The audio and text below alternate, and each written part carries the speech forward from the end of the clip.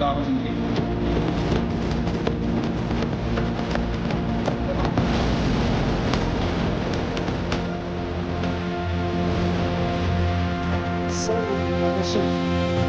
Our eyes today on the global tabulated oil plus radio English versions.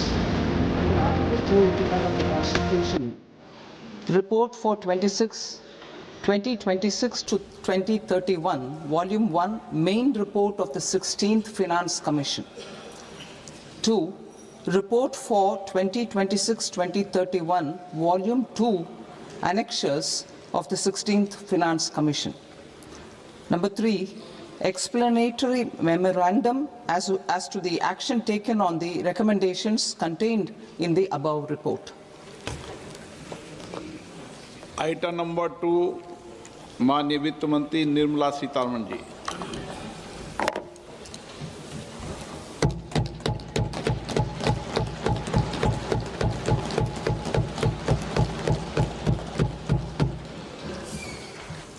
Honorable Speaker, sir, on the sacred occasion of Magh Purnima and the birth anniversary of Guru Ravidas, I present the budget for the year 2026-2027.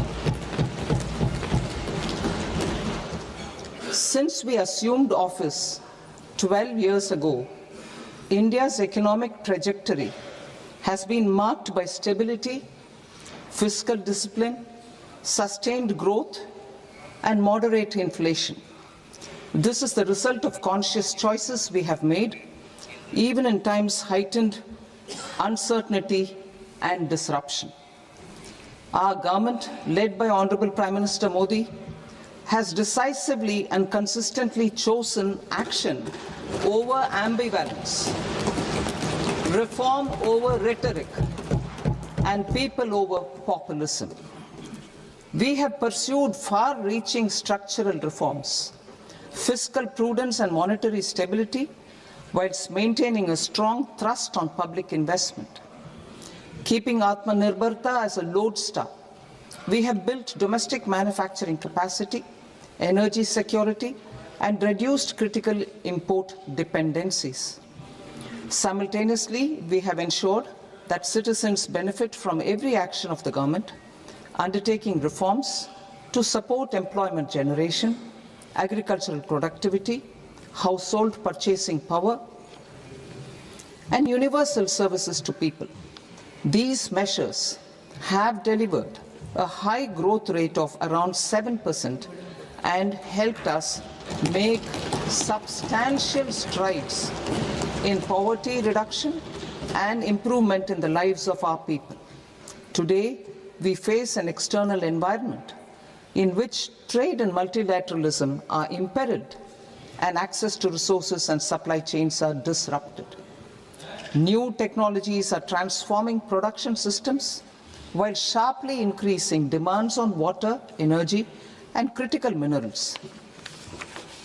India will continue to take confident steps towards Vikasit Bharat, balancing ambition with inclusion. As a growing economy with expanding trade and capital needs, India must also remain deeply integrated with global markets, exporting more and attracting stable long-term investment. As I begin Part A, I want to express my gratitude to the people for standing firmly with us as we forge our way together towards becoming one of the largest economies of the world.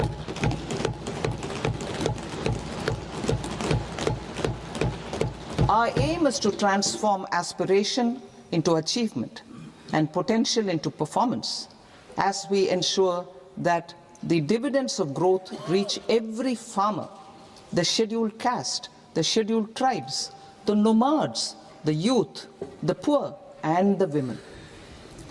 In Vikasit Bharat Young Leaders Dialogue 2026, several innovative ideas were shared with our Prime Minister, which have inspired many of the proposals, making this a unique Yuva Shakti-driven budget.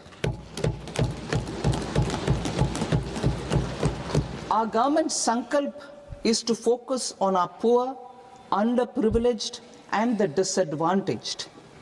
To deliver on this sankalp, and given that this is the first budget prepared in Kartavya Bhavan, we are inspired by three Kartavya. Our first Kartavya is to accelerate and sustain economic growth by enhancing productivity and competitiveness and building resilience to volatile global dynamics. Our second Kartavya is to fulfill aspirations of our people and build their capacity, making them strong partners in India's path to prosperity.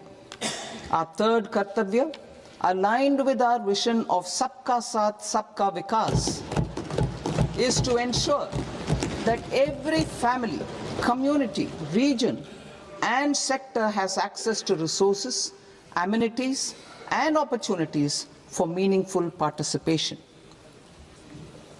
This threefold approach requires a supportive ecosystem. The first requirement is to sustain the momentum of structural reforms, continuous, adaptive, and forward-looking. Second, a robust and resilient financial sector is central to mobilizing savings, allocating capital efficiently, and managing risks. Third, cutting-edge technologies, including AI applications, can serve us as force multipliers for better governance. Reform Express. Our government has undertaken comprehensive reforms towards creating employment, boosting productivity, and accelerating growth. After the Prime Minister's announcement on Independence Day in 2025, over 350 reforms have been rolled out. This includes GST simplification, notification of labor codes, and rationalization of mandatory quality control orders. High-level committees have been formed, and in parallel, the central government is working with the state governments on deregulation and reducing compliance requirements. The Reform Express is well on its way and will maintain its momentum to help us fulfill our Kartavya. I now move to specific proposals. Under our first Kartavya, to accelerate and sustain economic growth, I propose interventions in 6 areas. 1. Scaling up manufacturing in 7 strategic and frontier sectors. 2. Rejuvenating legacy industrial sectors. 3. Creating champion MSMEs. 4. Delivering a powerful push for infrastructure. 5. Ensuring long-term security and stability. And 6. Developing city economic regions. Scaling up of manufacturing in 7 strategic and frontier sectors. Biopharma Shakti, meaning biopharma strategy for health advancement through knowledge, technology, and innovation. India's disease burden is observed to be shifting towards non-communicable diseases like diabetes, cancer, and autoimmune disorders. Biologic medicines are key to longevity and quality of life at affordable costs. To develop India as a global biopharma manufacturing hub,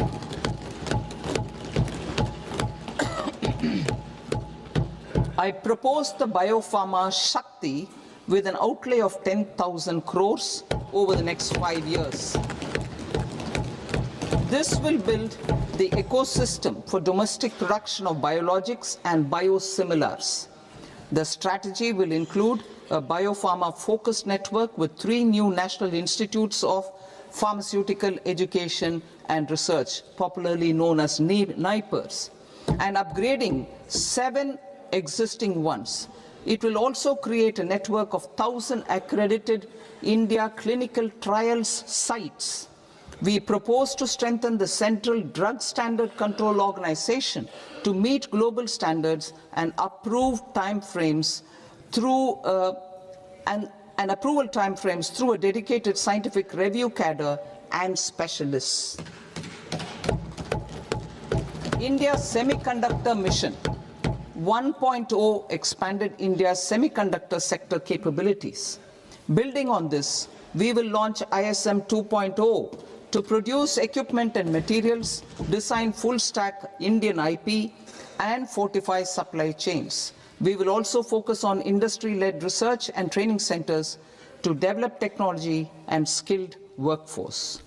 The Electronics Components Manufacturing Scheme, launched in April 2025 with an outlay of 22,919 crores, already has investment commitments at double the targets. We propose to increase the outlay to 40,000 crores to capitalize on this momentum.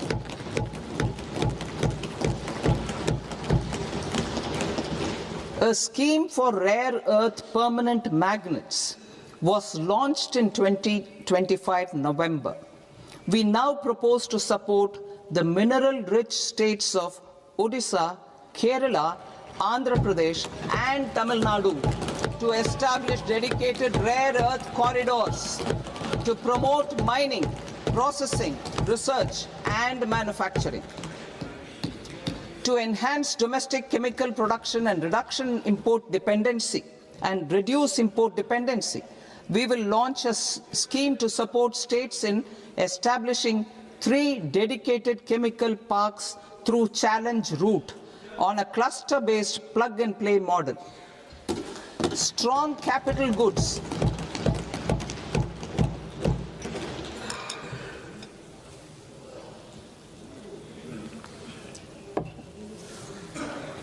Strong capital goods capability is a determinant of productivity and quality across different sectors.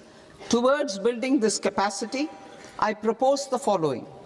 High-tech tool rooms will be established by central public sector enterprises at 2 locations as digitally enabled automated service bureaus that locally design, test and manufacture high-precision components at scale and at lower cost. 2. A scheme for enhancement of construction and infrastructure equipments will be introduced to strengthen domestic manufacturing of high value and technologically advanced CIE. This can range from lifts in a multi-storied apartment or firefighting equipment in multiplexes, large or small, and to tunnel boring equipments for building metros and high-altitude roads.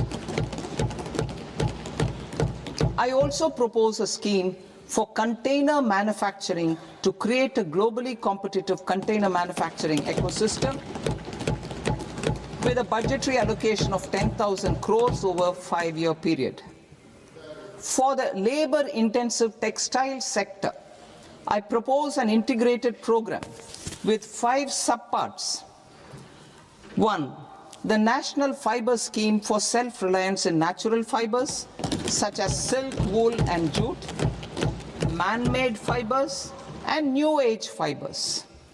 Textile expansion and employment scheme to modernize traditional clusters with capital support for machinery, technology upgradation, and common testing and certification centers.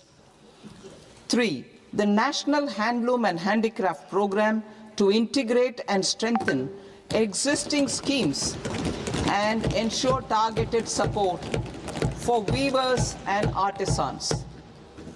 Tex Eco Initiative to promote globally competitive and sustainable textiles and apparels.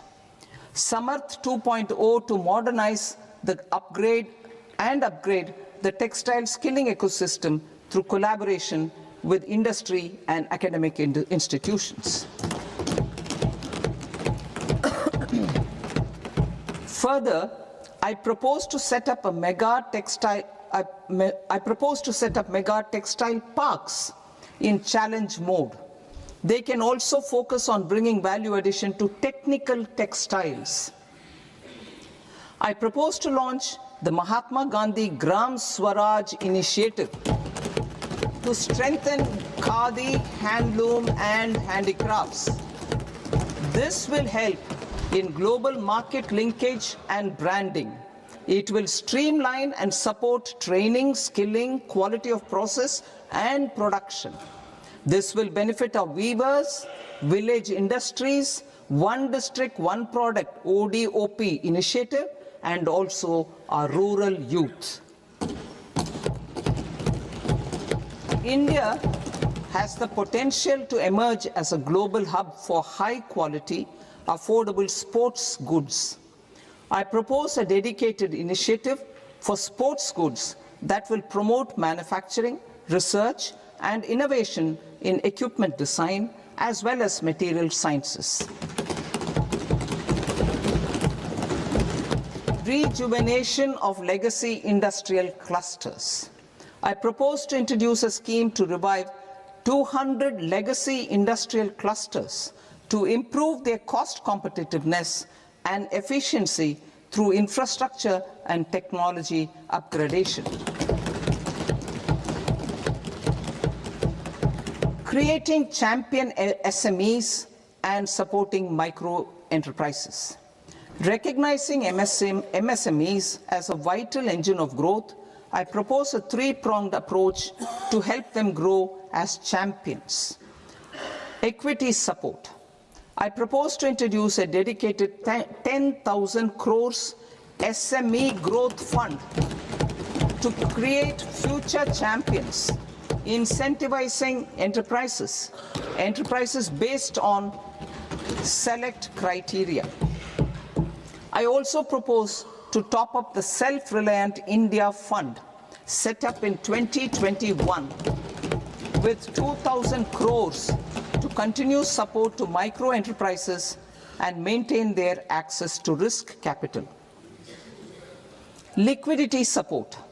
With TREDS, more than 7 lakh crore has been made available to MSMEs. To leverage its full potential, I propose 4 measures.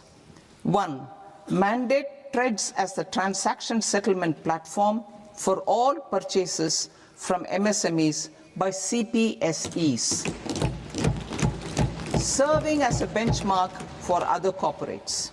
2. Introduce a credit guarantee support mechanism through CGTMSE for invoice discounting on TREDS platform. 3. Link GEM with TREDS for sharing information with financiers about government purchases from MSMEs, encouraging cheaper and quicker financing. 4. Introduce TREDS receivables as asset-backed securities, helping develop a secondary market, enhancing liquidity and settlement of transactions. Professional support. Government will facilitate professional institutions such as the ICAI, ICSI, ICMAI to design short-term modular courses and practical tools to develop a cadre of corporate mitras, especially in Tier 2 and Tier 3 towns. These accredited para-professionals will help MSMEs meet compliance requirements at affordable costs. Infrastructure. During this past decade, our government has undertaken several initiatives for large-scale enhancement of public infrastructure, including through new financing instruments such as Infrastructure Investment Trust (InvITs) and Real Estate Investment Trust (REITs), and institutions like NIIF and NABFID.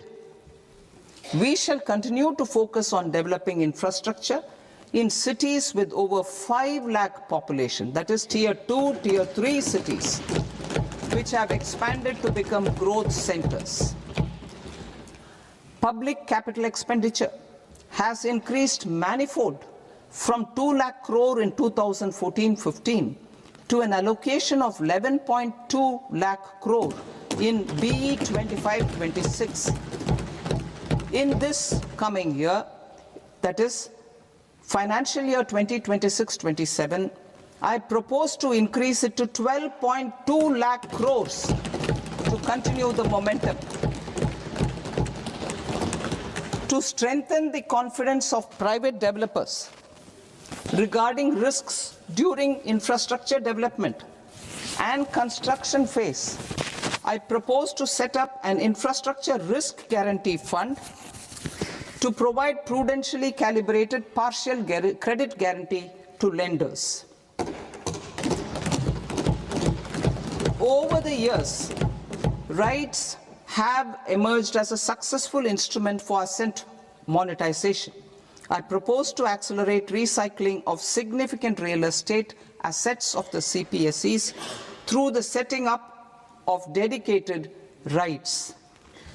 To promote environmentally sustainable movement of cargo, I propose to 1. Establish new dedicated freight corridors connecting Dankuni in the east to Surat in the west. Operationalize 20 new national waterways over the next 5 years.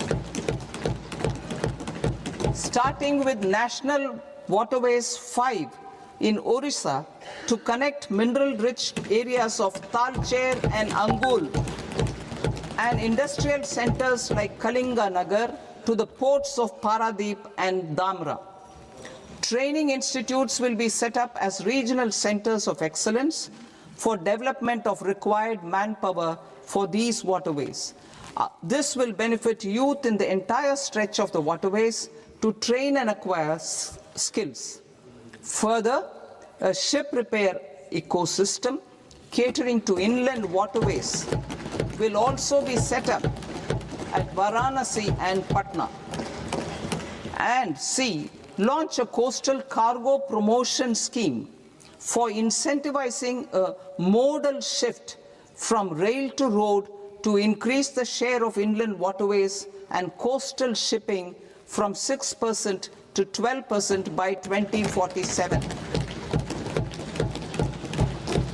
To enhance last mile and remote connectivity and promote tourism, I propose to give incentives to indigenize manufacturing of seaplanes.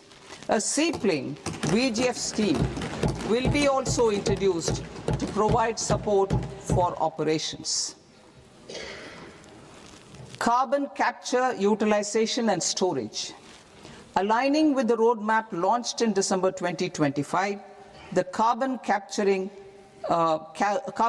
utilization and storage technologies at scale will achieve higher readiness and in end-use application across 5 industrial sectors, including power, steel, cement, refineries, and chemicals. An outlay of 20,000 crore is proposed over the next 5 years for this purpose. City economic regions. Cities are India's engines of growth, innovation, and opportunities. We shall now focus on Tier 2, Tier 3 cities, and even temple towns, which need modern infrastructure and basic amenities. This budget aims to further amplify the potential of cities to deliver the economic power of agglomerations by mapping city economic regions based on their specific growth drivers. An allocation of 5,000 crore per CER over 5 years is proposed for implementing their plans through a challenge mode with a reform-cum-result-based financing mechanism. In order to promote environmentally sustainable passenger systems, we will develop 7 high-speed rail corridors between cities as growth connectors, namely Mumbai to Pune, Pune to Hyderabad, Hyderabad to Bengaluru, Hyderabad to Chennai, Chennai to Bengaluru, Delhi to Varanasi, Varanasi to Siliguri.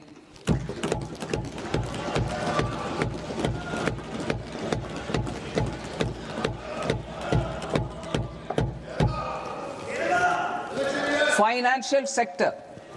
The Indian banking sector today is characterized by strong balance sheet, historic highs in profitability, improved asset quality, and coverage exceeding 98% of villages in the country. At this juncture, we are well placed to futuristically evaluate the measures needed to continue on the path of reform-led growth of this sector. I propose setting up a high-level committee on banking for Vikasit Bharat. High-level committee on banking for Vikasit Bharat to comprehensively review the sector and align it with India's next phase of growth, while safeguarding financial stability, inclusion, and consumer protection.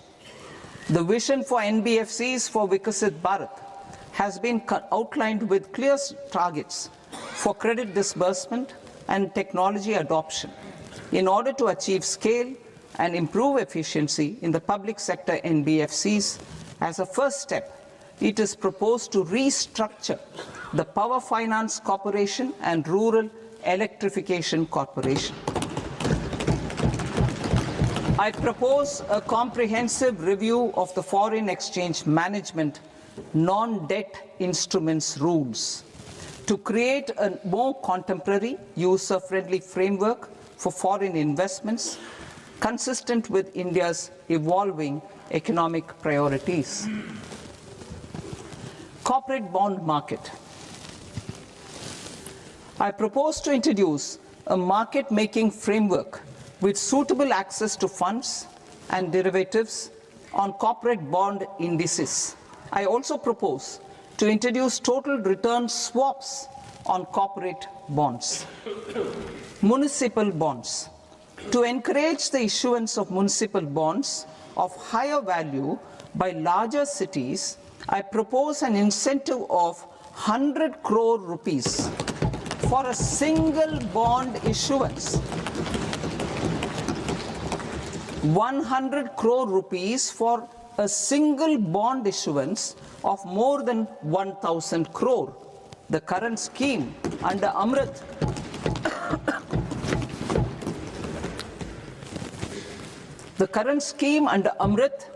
which incentivizes issuances up to 200 crores only, will also continue to support smaller and medium towns. That will also continue to support the smaller and medium towns. Ease of doing business. Individual persons resident outside India, PROI, will be permitted to invest in equity instruments of listed Indian companies through the Portfolio Investment Scheme. It is also proposed to increase the investment limit for an individual PROI under the scheme from 5% to 10%, with an overall investment limit for all individual PROIs to 24% from the current 10%. Emerging technologies including AI.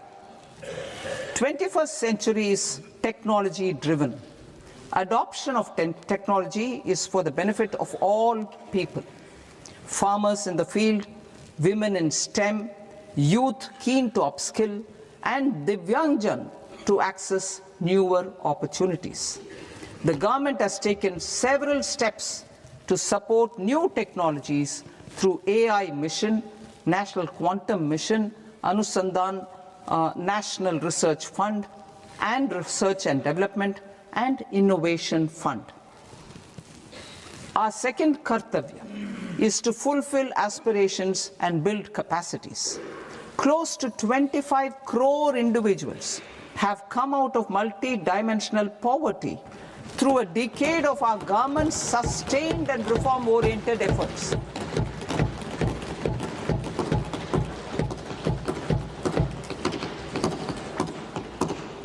Our government has therefore decided to place a renewed emphasis on the service sector to provide a pathway to fulfilling aspirations of a youthful India with the following measures.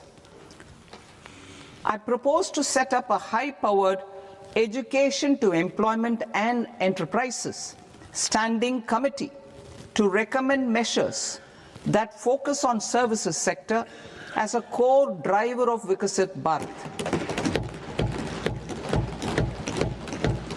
This will make us a global leader in services with a 10% global share by 2047. The committee will prioritize areas to optimize the potential for growth, employment, and exports. They will also assess the impact of emerging technologies, including AI, on jobs and skill requirements and propose measures thereof. To create a range of skilled career pathways, a new range of skilled career pathways for our youth, I propose interventions in the following sectors. Health. Existing institutions for allied health professionals will be upgraded and new AHP institutions established in private and government sectors. This will cover 10 selected disciplines, including optometry, radiology, anesthesia, OT technology, applied psychology and behavioral health, and add 1 lakh AHPs over the next 5 years. A strong care system covering geriatric and allied care services will be built.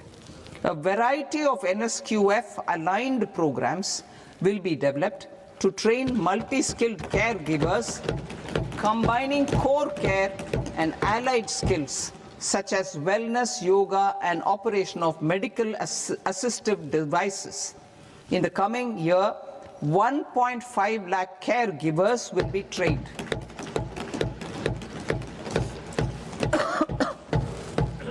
Hubs for medical value tourism. To promote India as a hub for medical tourism services, I propose to launch a scheme to support states in establishing 5 regional medical hubs in partnership with the private sector. These hubs will serve as integrated healthcare complexes that combine medical, educational, and research facilities. They will have Ayush centers, medical value tourism facilitation centers, and infrastructure for diagnostics, post-care, and rehabilitation. These hubs will provide diverse opportunities, job opportunities for health professionals, including doctors and AHPs. Ancient Indian yoga, already respected in several parts of the world, was given a mass global recognition when Honorable Prime Minister took it to the UN. Post-COVID, Ayurveda gained a similar global acceptance and recognition. Exporting quality Ayurveda products helps farmers who grow the herbs and youth who process the products. To meet growing global demand, a few more steps are being taken. I propose to 1. Set up 3 new All India Institutes of Ayurveda. 2. Upgrade Ayush pharmacies and drug testing labs for higher standards of certification ecosystem and make available more skilled personnel. 3. Upgrade the WHO Global Traditional Medicine Center in Jamnagar to bolster evidence-based research, training, and awareness for traditional medicine. Animal husbandry. Livestock contributes to close to 16% of farm income, including of poor and marginal households. To scale up availability of veterinary professionals by more than 20,000, I propose to roll out a loan-linked capital subsidy support scheme for establishment of veterinary and para-veterinary colleges, veterinary hospitals, diagnostic laboratories, and breeding facilities in private sector. Collaboration between Indian and foreign institutions will also be facilitated. Orange economy. India's animation, visual effects, gaming and comics sector, AVGC sector, is a growing industry projected to require 2 million professionals by 2030. I propose to support the Indian Institute of Creative Technologies, Mumbai, in setting up AVGC content creator labs in 15,000 secondary schools all over the country and 500 colleges. The Indian design industry is expanding rapidly, and yet there is a shortage of Indian designers. I propose to establish, through Challenge Route, a new National Institute of Design to boost design education and development in the eastern region of India. Education. Our government will support states through Challenge Route in creating 5 university townships in the vicinity of major industrial and logistics corridors. These planned academic zones will host multiple universities, colleges and research institutions, skill centers and residential complexes. In higher education, STEM institutions, prolonged hours of study and laboratory work pose some challenges for girl students. Through VGF, Viability Gap Funding and capital support, one girls' hostel will be established in every district.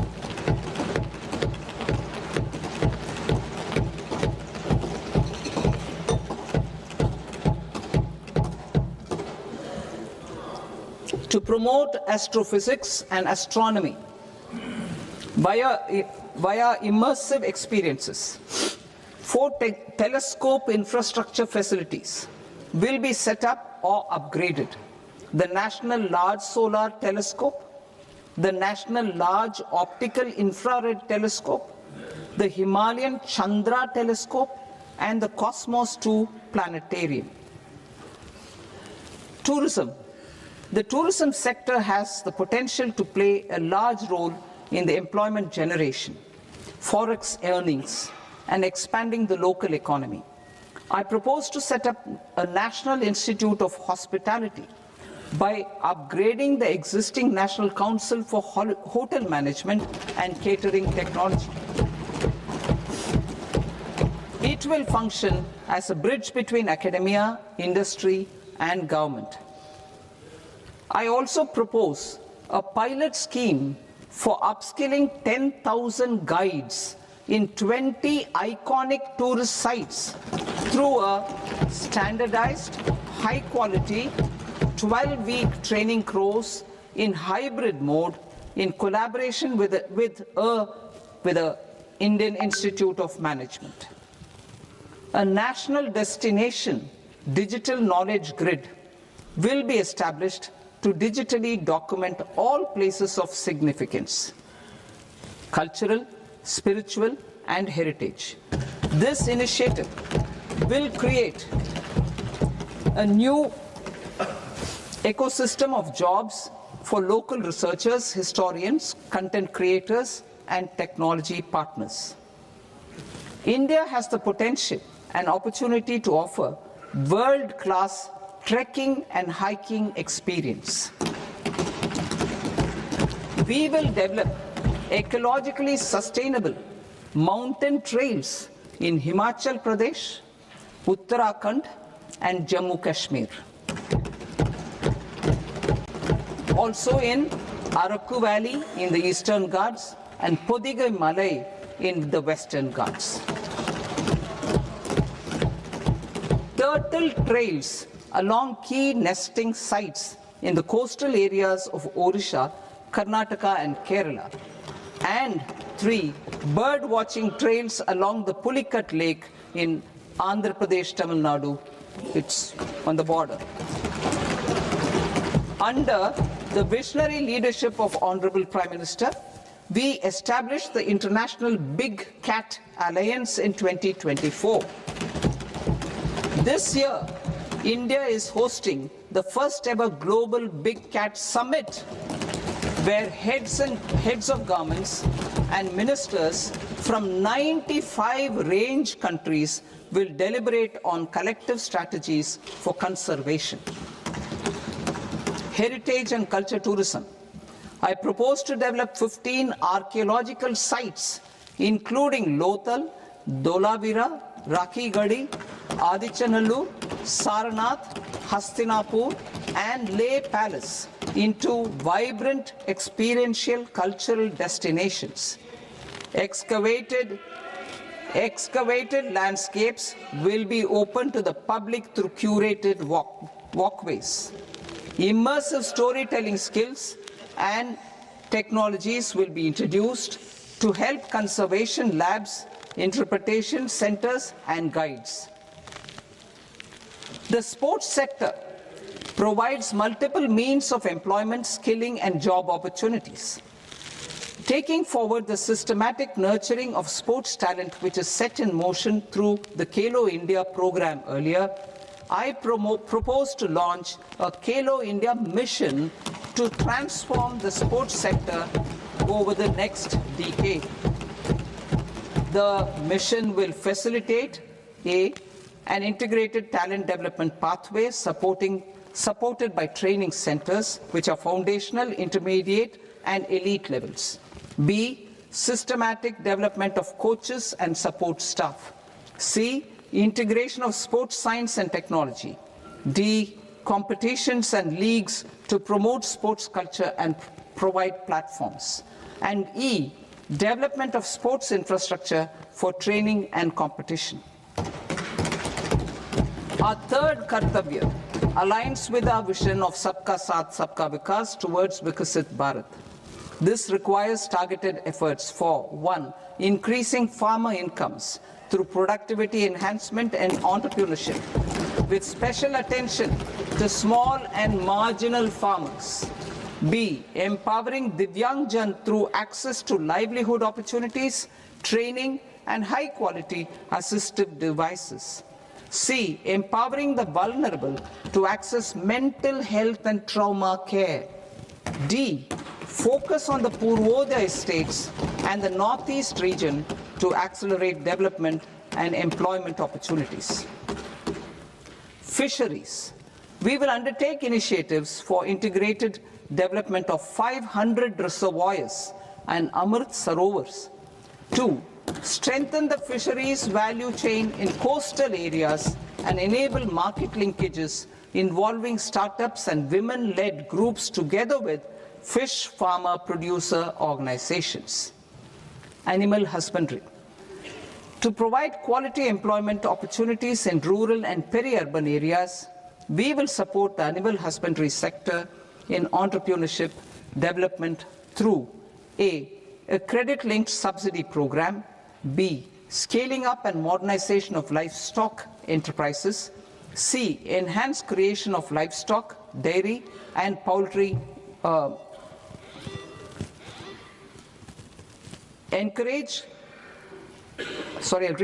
enhanced creation of livestock, dairy, and poultry-focused integrated value chains, and D, encourage creation of livestock farmer-producer organizations.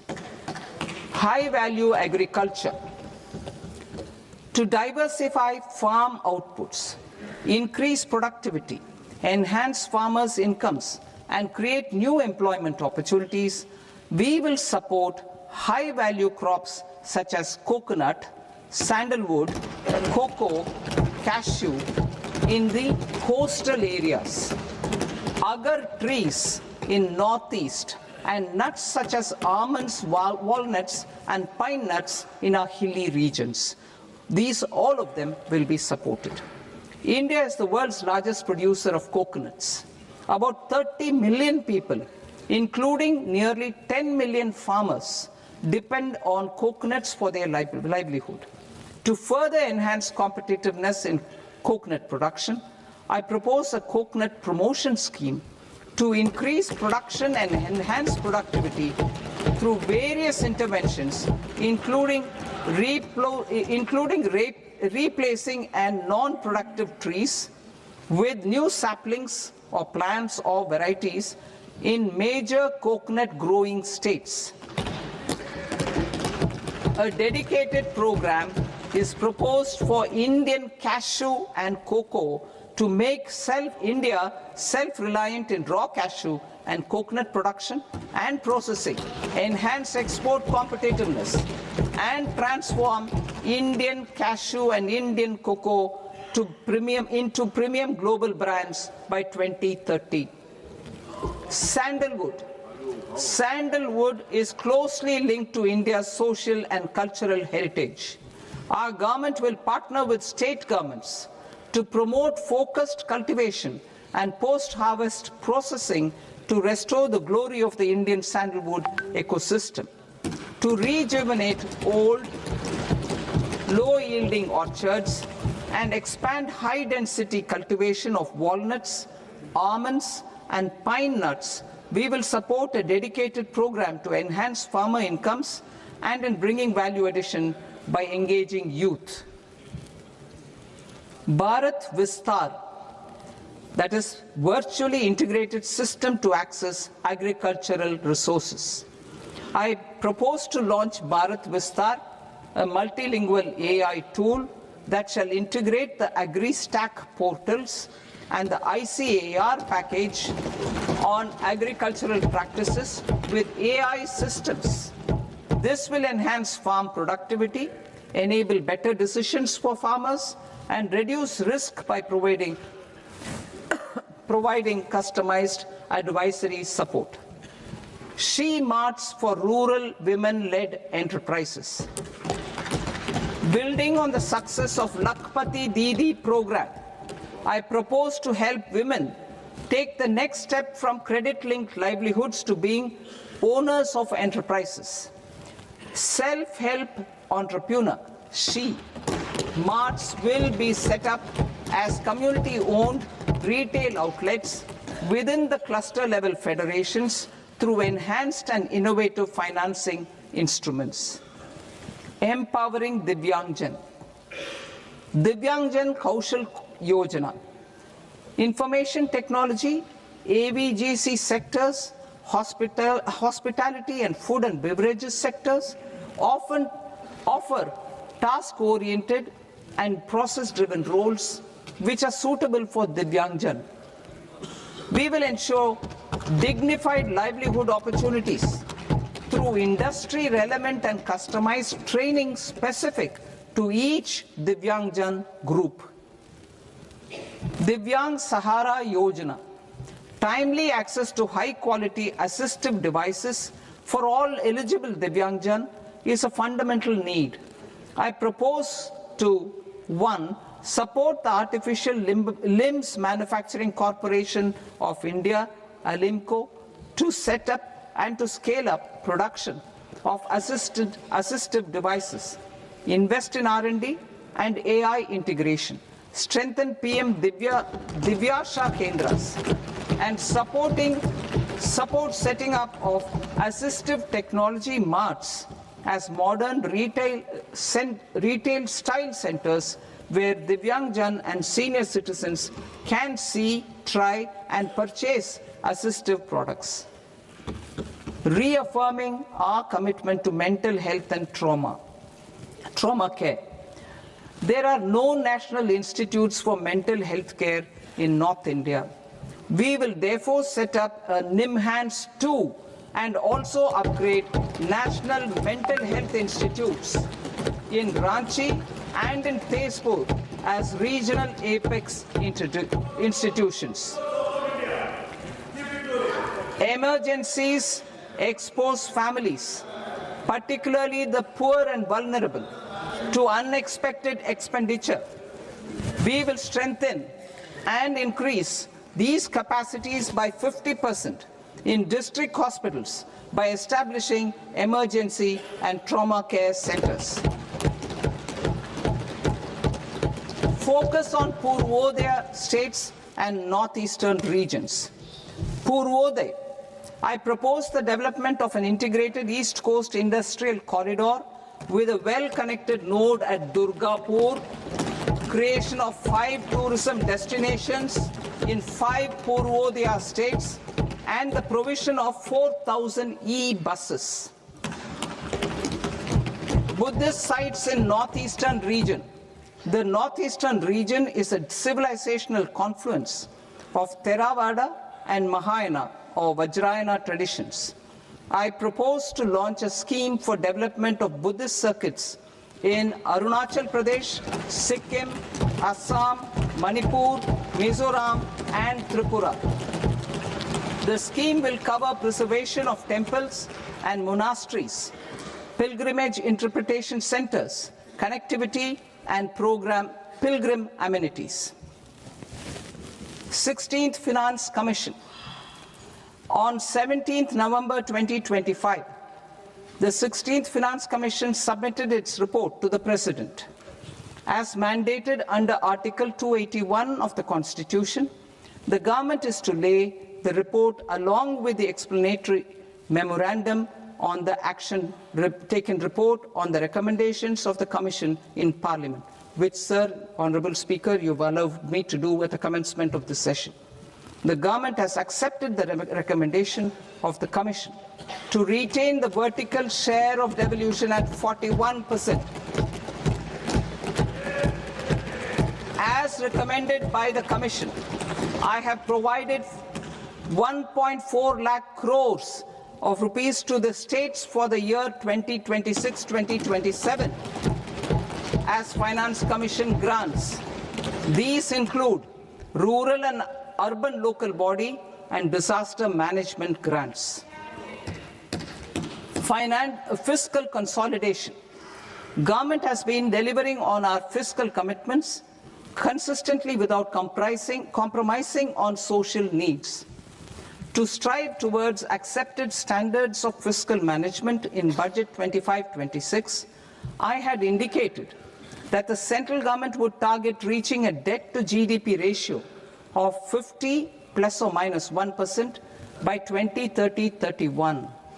In line with this, the debt to GDP ratio is estimated to be 55.6% of GDP in BE 26-27, compared to 56.1% of GDP in RE 25-26.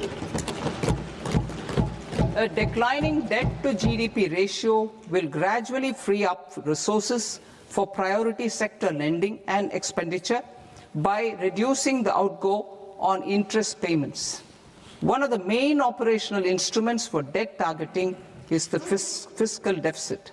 I am happy to inform this august House that I fulfilled my commitment made in 2021-2022 to reduce fiscal deficit below 4.5% of GDP by 25-26. In RE 25-26, the fiscal deficit has been estimated at par with BE of 2025-26 at 4.4% of GDP. In line with the new fiscal prudence path of debt consolidation, the fiscal deficit in BE 26-27 is estimated to be 4.3% of the GDP.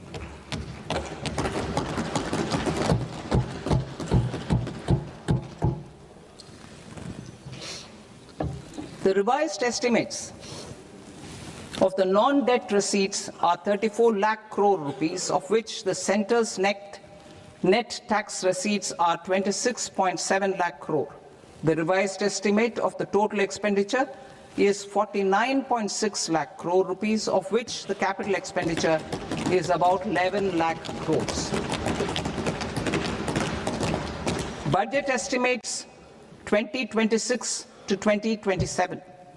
Coming to 26-27, the non-debt receipts and the total expenditure are estimated as 36.5 lakh crore and 53.5 lakh crore respectively. The centre's net tax receipts are estimated at 28.7 lakh crore rupees. To finance the fiscal deficit, the net market borrowings from dated securities are estimated at 11.7 lakh crore rupees. The balance financing is expected to come from small savings and other sources. The gross market borrowings are estimated at 17.2 lakh crore rupees. I'll now move to Part B. Part B, direct taxes.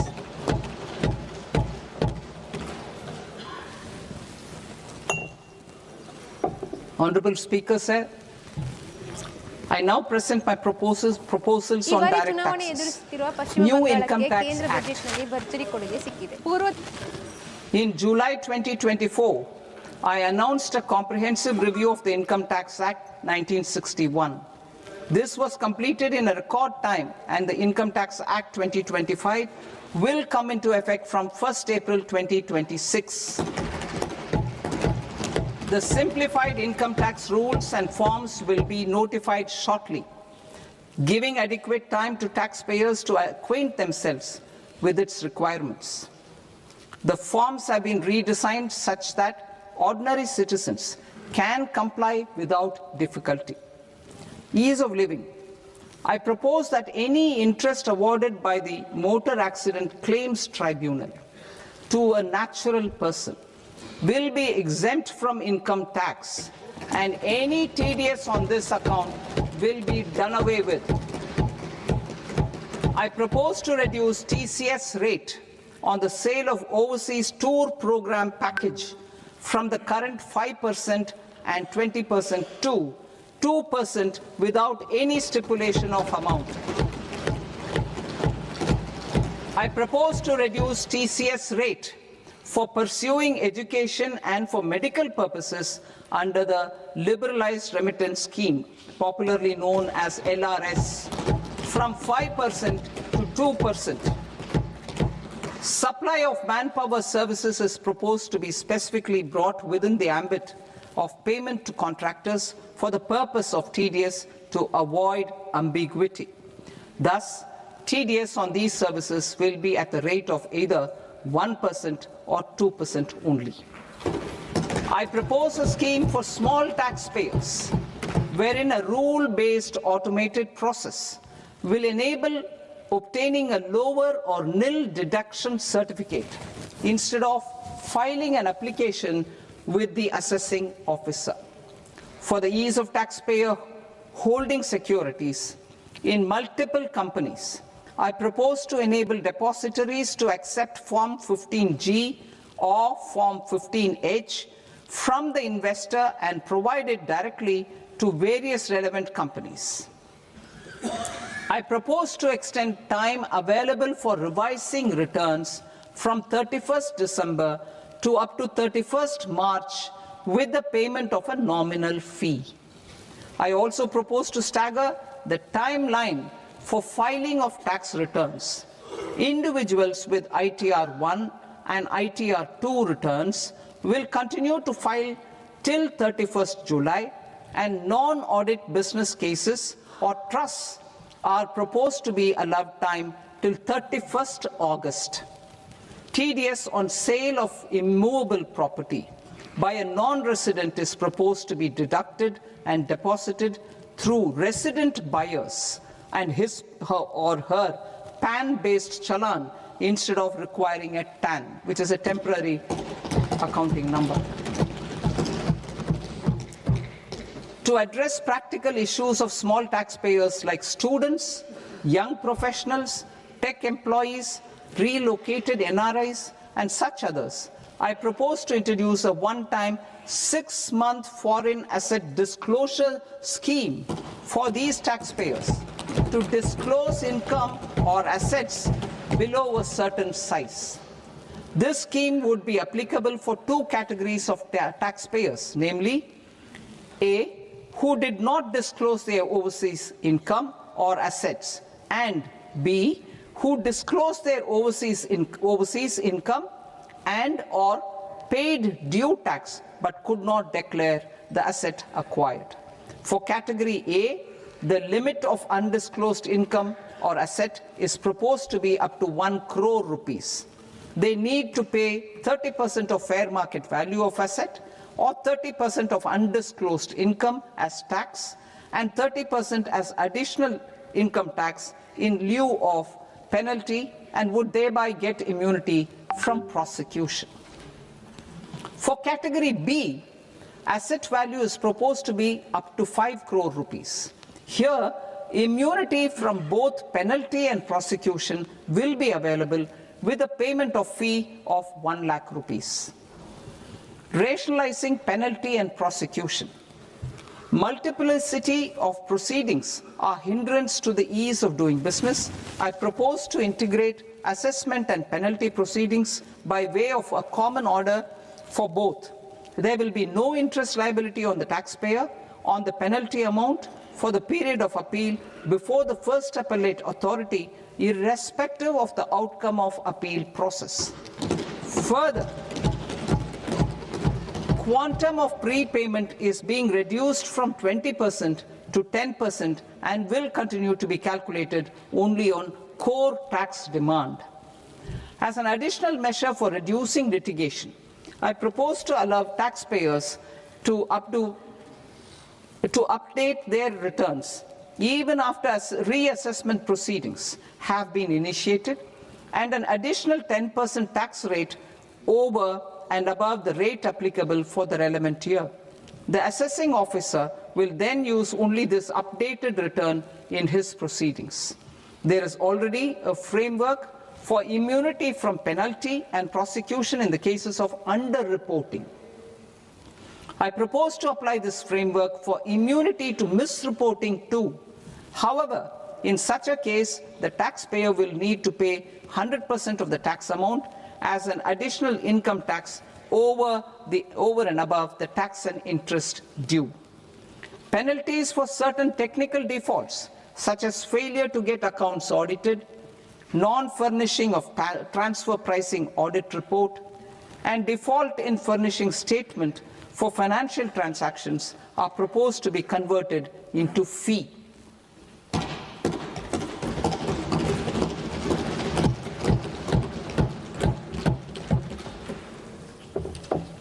I propose to rationalize prosecution framework under Income Tax Act while maintaining a careful balance for deterrence in some serious offence. Non-production of books of account and documents and requirement of TDS payment where payment is made in kind are being decriminalized. Further, minor offences will attract fine only. The remaining prosecutions will be graded commensurate with the quantum of offence. They will entail only simple imprisonment with maximum imprisonment reduced to 2 years ಕೇಂದ್ರ and ವಿತ್ತ power to ಸಚಿವೆ Nirmala courts Sitharaman to ಅವರು convert ಮಂಡಿಸುತ್ತಿರುವ even ಬಜೆಟ್ನಲ್ಲಿ those ಕರ್ನಾಟಕಕ್ಕೊಂದು into bumper ಕೊಡುಗೆ fines. ಸಿಕ್ಕಿದೆ. ಅದೇನೆಂದ್ರೆ There high speed is rail no ಒಟ್ಟು penalty. 2 ರೈಲುಗಳು ಬೆಂಗಳೂರಿಂದ ಹೈದರಾಬಾದ್ ಹಾಗೂ There is no ಬೆಂಗಳೂರಿಂದ ಚೆನ್ನೈ penalty ಮಾರ್ಗದಲ್ಲಿ presently ಸಾಗಲಿದೆ. ಈ for ಮೂಲಕ ಬೆಂಗಳೂರು ಚೆನ್ನೈ non-disclosure ಹಾಗೂ of Hyderabad Bengaluru non-immovable foreign ನಡುವಿನ assets ಸಂಪರ್ಕದ with ಸಮಯ aggregate ಬಹಳ value ಕಡಿಮೆ ಆಗಲಿದೆ. less than ಕೇಂದ್ರ 20 ವಿತ್ತ lakh ಸಚಿವೆ rupees. ನಿರ್ಮಲಾ I ಸೀತಾರಾಮನ್ ಅವರು propose ಮಂಡಿಸುತ್ತಿರುವ to ಬಜೆಟ್ನಲ್ಲಿ also ಕರ್ನಾಟಕಕ್ಕೊಂದು provide them ಬಂಪರ್ ಕೊಡುಗೆ with ಸಿಕ್ಕಿದೆ. immunity ಅದೇನೆಂದ್ರೆ ಹೈಸ್ಪೀಡ್ from ರೈಲು prosecution ಒಟ್ಟು 2 with ರೈಲುಗಳು retrospective ಬೆಂಗಳೂರಿಂದ effect from ಹೈದರಾಬಾದ್ 1/10/2024. ಹಾಗೂ ಬೆಂಗಳೂರಿಂದ ಚೆನ್ನೈ ಮಾರ್ಗದಲ್ಲಿ ಸಾಗಲಿದೆ. ಈ ಮೂಲಕ ಬೆಂಗಳೂರು ಚೆನ್ನೈ ಹಾಗೂ ಹೈದರಾಬಾದ್ ಬೆಂಗಳೂರು ನಡುವಿನ ಸಂಪರ್ಕದ ಸಮಯ ಬಹಳ ಕಡಿಮೆ ಆಗಲಿದೆ. Deduction ಇದರ is ಜೊತೆಗೆ already allowed to ಒಟ್ಟು ನಿರ್ಮಲಾ primary ಸೀತಾರಾಮನ್ ಅವರು cooperative 7 society ಹೈಸ್ಪೀಡ್ ರೈಲುಗಳನ್ನು engaged in ಘೋಷಿಸಿದ್ದಾರೆ. supplying ಅದರಲ್ಲಿ milk, oil Mumbai seeds, Pune, fruits or Pune vegetables Hyderabad, raised Hyderabad or Bengaluru, grown by Hyderabad its Chennai, members. Chennai Bengaluru, I propose to Bengaluru extend this Varanasi deduction ರೈಲುಗಳು ಸೇರಿವೆ. to also include supply of cattle feed and cotton seed produced by its members. ಕೇಂದ್ರ ವಿತ್ತ ಸಚಿವೆ Nirmala I Sitharaman ಅವರು propose to allow inter-cooperative society dividend income as deduction under the new tax regime to the extent it is further distributed to ವಿತ್ತ its ಸಚಿವೆ Nirmala members. I further propose to allow exemption for a period of 3 years to dividend income received by a notified national cooperative federation on their investments made in companies up to 31/1/2026. This exemption would be allowed only for dividends further distributed to its member cooperatives. Supporting IT sector as India's growth engine. India is a global leader in software development services, IT-enabled services, knowledge process outsourcing services, and contract R&D services relating to software development. These businesses and their segments are quite interconnected with each other. All these services are proposed to be clubbed under a single category of information technology services with a common safe harbor margin of 15.5% applicable to all. The threshold for availing safe harbor for IT services is being enhanced substantially from 300 crore rupees to 2,000 crore rupees. Safe harbor for IT services shall be approved by an automated rule-driven process without any need for tax officer to examine and accept the application. Once applied by an IT services company, the same safe harbor can be continued for a period of 5 years at a stretch at its choice. For IT services companies who want to conclude advanced pricing agreement, APA, I propose to fast-track unilateral APA process for IT services and endeavor to conclude it within a period of 2 years. The period of 2 years can be extended by a further period of 6 months on taxpayers' request. I propose to extend the facility of modified returns available to the entity entering APA to its associated entities also.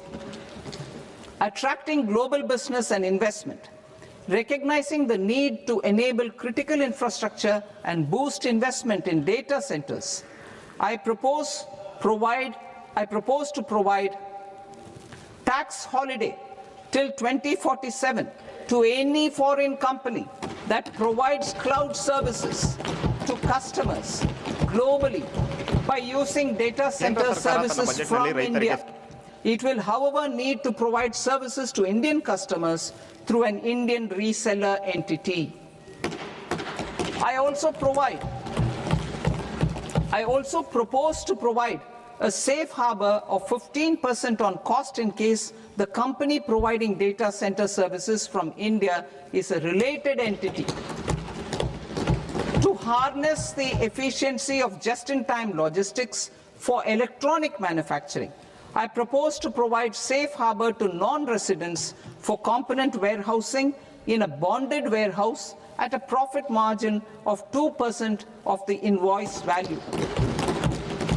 The resultant tax of about 0.7% will be much lower than in competing jurisdictions. To provide fillip to toll manufacturing in India, I propose to provide exemption from income tax for 5 years to any non-resident who provides capital goods, equipment, or tooling to any toll manufacturer in a bonded zone. To encourage vast pool of global talent to work in India for a longer period of time, I propose to provide exemption to global, non-India sourced income of a non-resident expert for a stay period of 5 years under notified schemes. I propose to provide exemption from minimum alternate tax, the MAT, to all non-residents who pay tax on presumptive basis. Tax administration. I propose to constitute a joint committee of Ministry of Corporate Affairs and Central Board of Direct Taxes for incorporating the requirements of income computation and disclosure standards, the ICDS, in the Indian Accounting Standards, IND AS itself. Separate accounting requirement based on ICDS will be done away with from the tax year 27-28.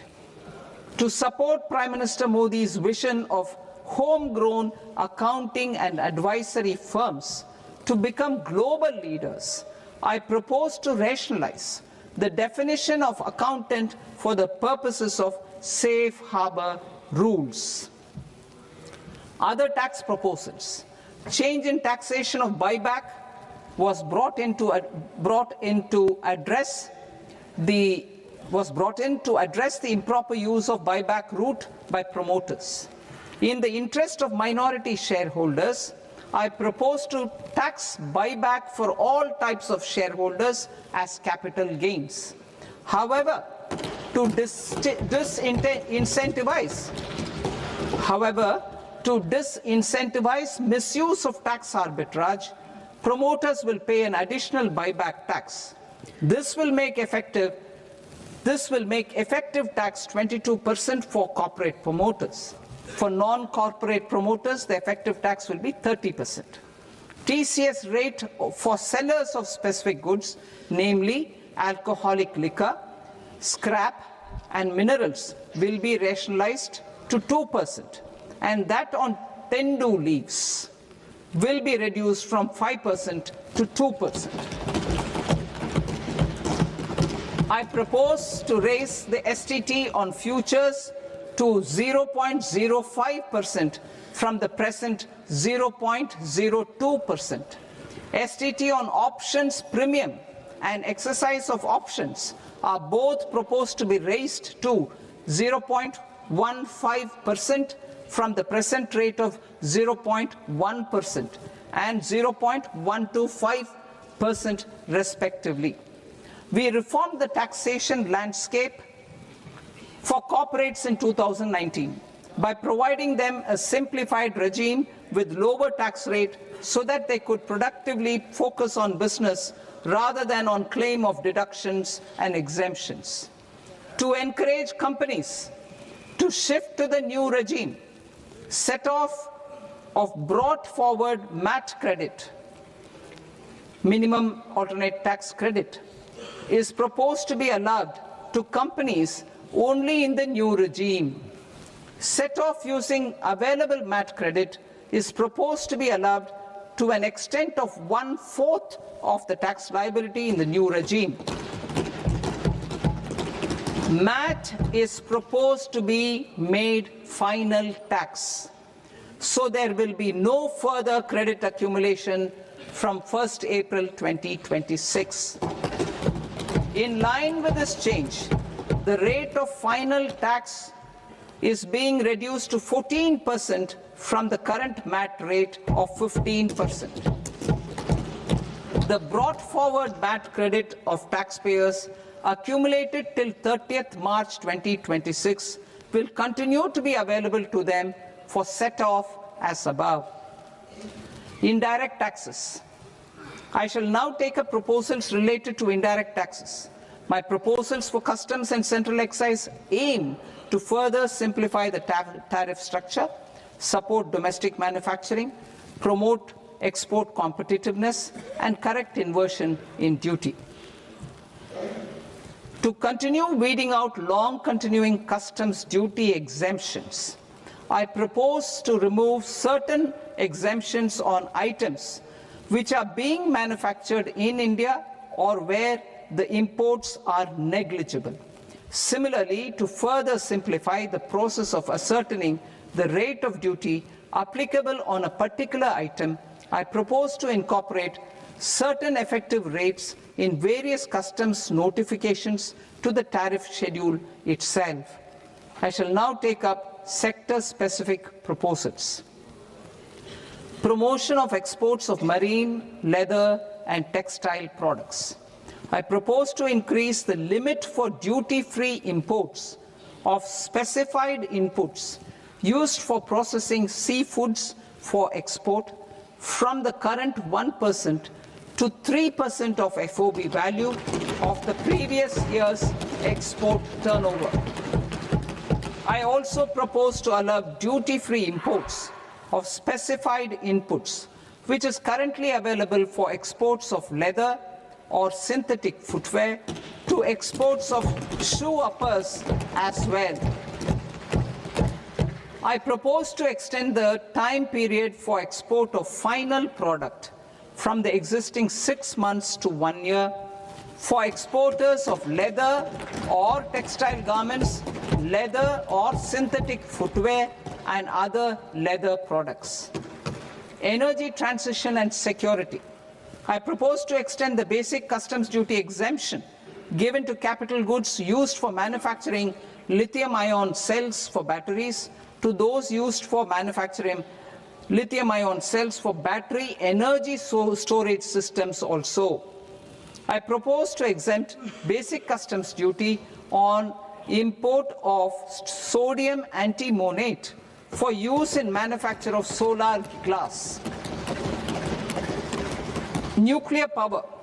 I propose to extend the existing basic customs duty exemption on imports of goods required for nuclear power projects till the year 2035 and expand it for all nuclear plants irrespective of their capacity. Critical minerals. It is proposed to provide basic customs duty exemption to the import of capital goods required for the processing of critical minerals in India. Biogas blended CNG.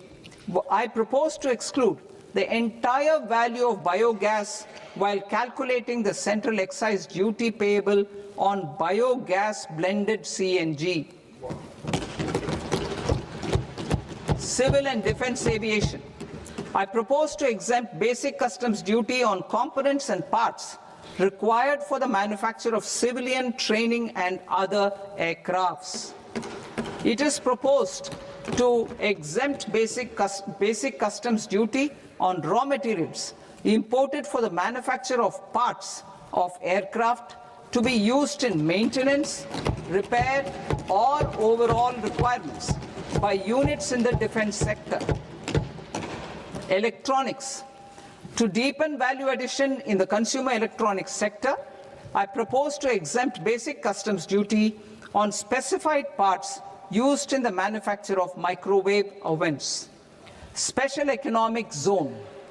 To address the concerns arising about utilization of capacity by manufacturing units in the special economic zones due to global trade disruptions, I propose as a special one-time measure to facilitate sales by eligible manufacturing units in SEZs to the domestic tariff area at concessional rates of duty. The quantity of such sales will be limited to a prescribed proportion of their exports.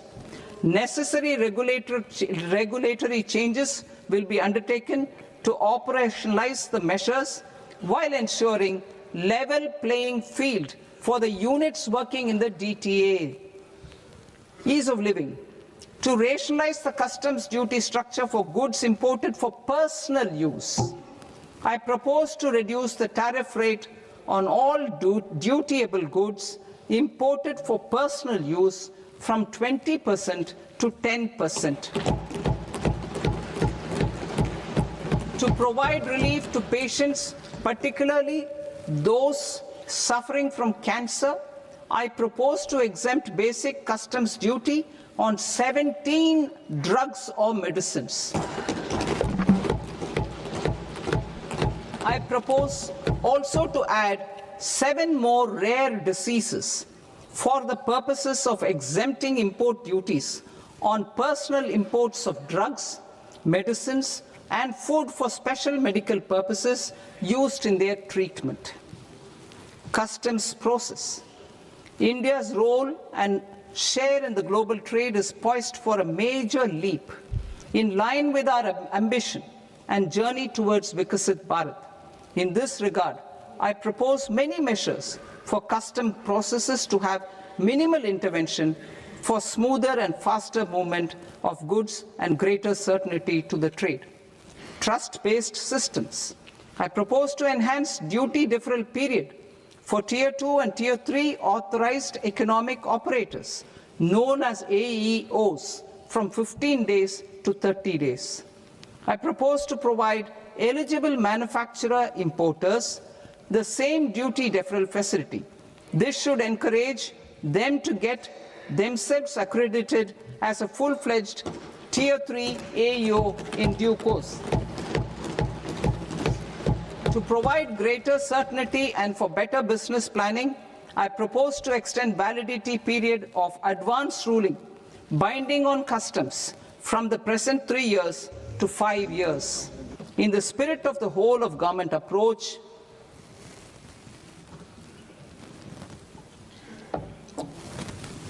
Government agencies will be encouraged to leverage AEO accreditation for preferential treatment in clearing their cargo. Regular importers with trusted long-standing supply chains will be recognized in the risk system so that the need for verification of their cargo every time can be minimized. Export cargo using electronic sealing.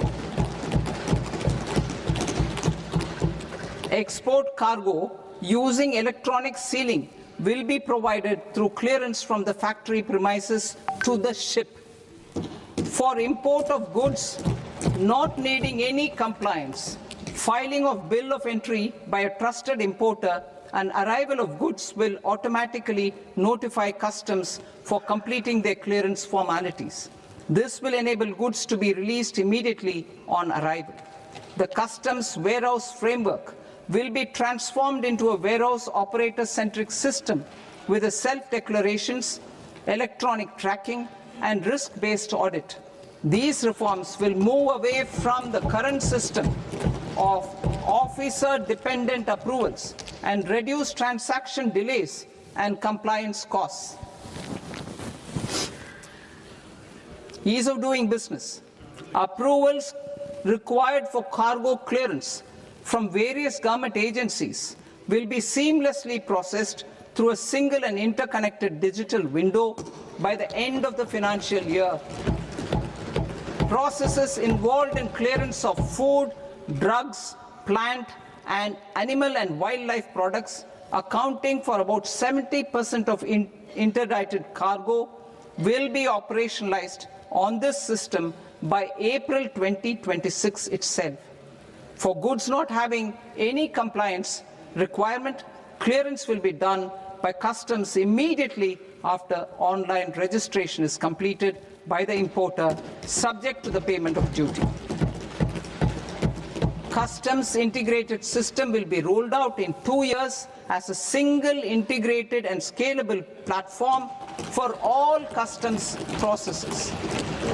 Utilization of non-intrusive scanning with advanced imaging and AI technology for risk assessment will be expanded in a phased manner with the objective to scan every container across all the major ports.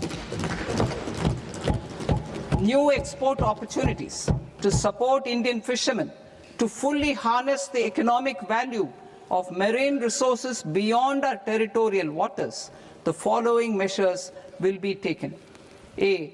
Fish catch by an Indian fishing vessel in exclusive economic zone or on the high seas will be made free of duty. Landing of such fish on foreign port will be treated as export of goods. Safeguards will be put in place to prevent misuse during fish catch, transit, or transshipment.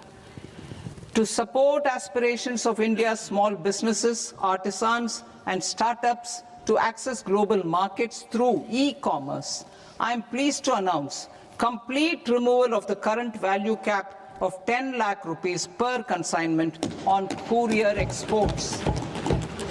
In addition, handling of rejected and returned consignments will be improved with effective use of technology for identifying such consignments. I propose to revise provisions governing baggage clearance during international travel to address genuine concerns of passengers. The revised rules will enhance duty-free allowances in line with the present-day travel realities and provide clarity in temporary carriage of goods brought in or taken out. There are honest taxpayers who are willing to settle disputes by paying all their dues, but they get deterred due to negative connotation associated with penalty. They will now be able to close cases by paying an additional amount in lieu of penalty. Honorable Speaker, sir, with this, I commend the budget to this august House. Jai Hind.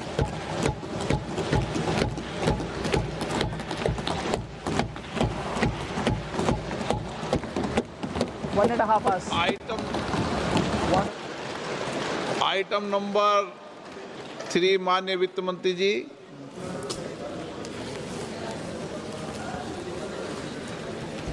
Item number 2, sir. 3। 3. Sir, with your permission, I rise to lay on the table of the the following statements under Section 3, 1 of the Fiscal Responsibility and Budget Management Act of 2003, medium-term fiscal policy, fiscal policy strategy statement, and macroeconomic framework statement. Item number 4 माननीय वित्त मंत्री जी। Sir, with your permission, I move for leave to introduce the Finance Bill 2026. प्रश्न ये कि विधेयक को पुनर्स्थापित करने की अनुमति प्रदान की जाए।